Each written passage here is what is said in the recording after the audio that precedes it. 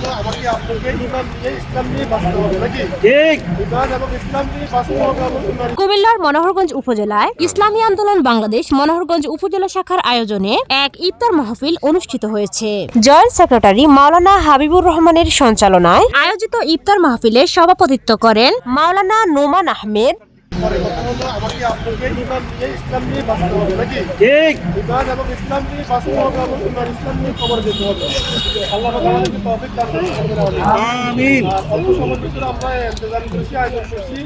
আপনারা আমাদের কাছে সাহায্য দিয়ে আসছেন, আপনাদের সকলকে ধন্যবাদ এবং মোবারকবাদ জানাচ্ছি। ভবিষ্যতেও ইনশাআল্লাহ আপনারা আমাদের সাথে থাকবেন।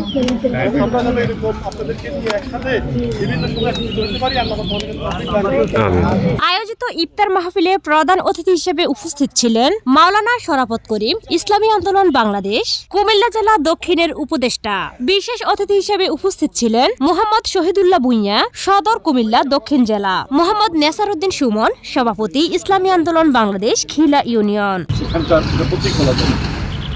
আমরা বলবো যে দিন শেষ আমরা যত কিছুই করি না কেন, আমার রাজনীতি, আমার সমাজনীতি, আমার অর্থনীতি, আমার পরিবারের সকল নীতির পরে প্রত্যেকটা মানুষকে মারা দিতে হবে। প্রত্যেকটা মানুষকে তার সময়ের জন্য প্রত্যেকটা অবস্থানে আল্লাহ জবাব দিতে হবে। প্রত্যেকটা মানুষের তার আমলের হিসাব দিতে হবে।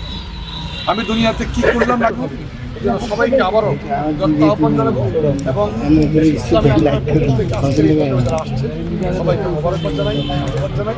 আগামী দিনও আমাদের সকল প্রয়োজন।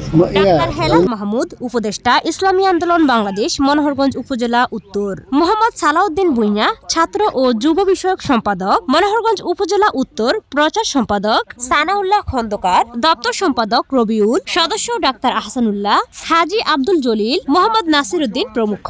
ইফতার পূর্ব মুহূর্তে বক্তব্য শেষে দেশ ও জাতির কল্যাণ কামনা করে বিশেষ মোনাজাত করা হয়।